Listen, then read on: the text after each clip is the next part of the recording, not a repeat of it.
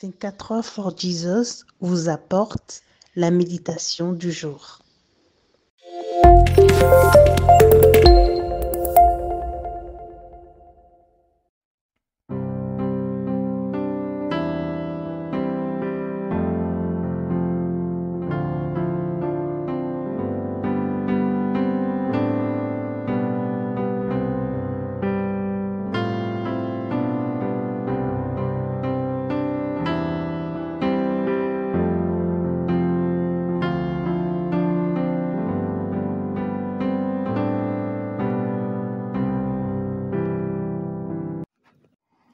Garde-toi d'être assez méchant pour dire en ton cœur, la 7e année, l'année du relâche approche.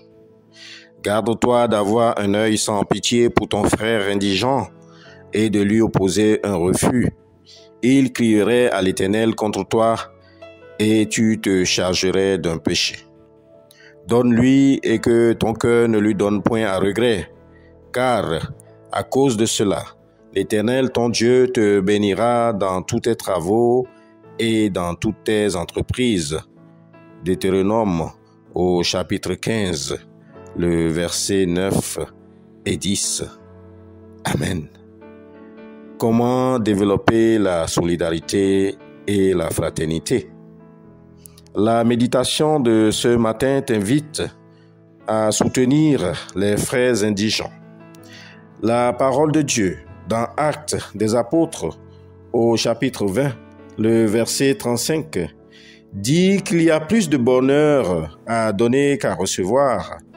Cet élan de fraternité et de solidarité avec les plus faibles tire en cela le secret de la prospérité d'un peuple ou d'un pays.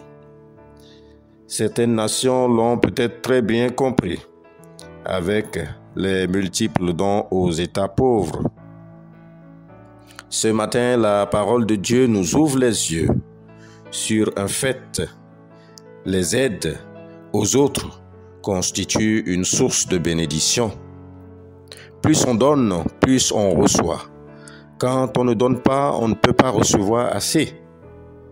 Bien-aimé dans la foi, tout ce que tu donnes, tu le donnes à Dieu, représenté ici par le frère indigent qui sollicite ton aide. Dans Matthieu au chapitre 25, le verset 40, il est écrit « Je vous le dis en vérité, toutes les fois que vous avez fait ces choses à l'un de ces plus petits de mes frères, c'est à moi que vous les avez faites. » Dieu, à son tour, multipliera dans tes mains le don de bienfaisance. La bienfaisance aux autres, et surtout dans l'œuvre de Dieu, constitue une épargne en banque, car vous serez de la sorte enrichis à tous égards, pour toute espèce de libéralité. En incitant le peuple d'Israël à la libéralité et surtout à la pratique de la fraternité, l'Éternel désire montrer à son peuple le secret d'un peuple ou d'une communauté solide, forte, prospère et heureuse, et qui garantit une bonne cohésion sociale. Ma sœur, mon frère en Christ, en tant que disciples de Jésus-Christ, faisons la volonté de notre Dieu pour être élevés en gloire dans la prospérité, car c'est aussi cela, sa volonté. Nous adorons un Dieu généreux. Or, certains systèmes modernes prônent l'individualisme, ce qui est contraire à sa pensée. Prions que Dieu sème en nous les semences d'une vie de solidarité et de fraternité envers surtout ceux qui en ont le plus besoin. Notre Dieu, notre Roi, nous te disons merci. Merci parce que tu as été le premier à venir vers nous. Laisse-nous pénétrer par ton esprit et nous voulons commencer une nouvelle marche avec toi aujourd'hui. Nous acceptons de cheminer sur tes sentiers, les sentiers de l'obéissance, de l'entraide et de la solidarité, avec celles et ceux à qui personne ne fait attention, mais qui en réalité sont ceux par lesquels tu te révèles. Amen. Je vous souhaite une parfaite journée dans la sanctification. Au nom de Jésus. Shalom. Aujourd'hui, Dieu t'appelle à sa suite. Si tu veux donner ta vie à Jésus ce matin, c'est une opportunité que Dieu t'offre. Fais cette prière avec moi.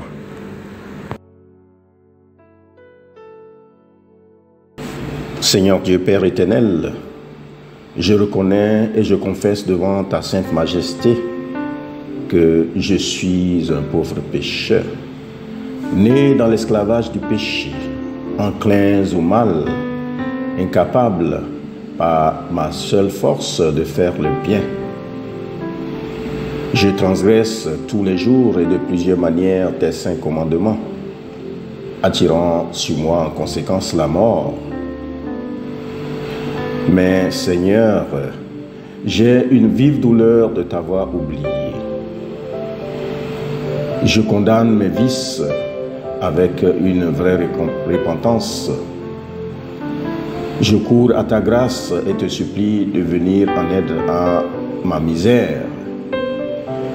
Veille donc à avoir pitié de moi, Dieu très bon, Père miséricordieux, et me pardonner mes péchés pour l'amour de Jésus-Christ, ton Fils, notre Sauveur. En effaçant mes manquements, accorde-moi aussi et augmente continuellement les grâces de ton Esprit Saint, afin que, reconnaissant de plus en plus de mes fautes, je sois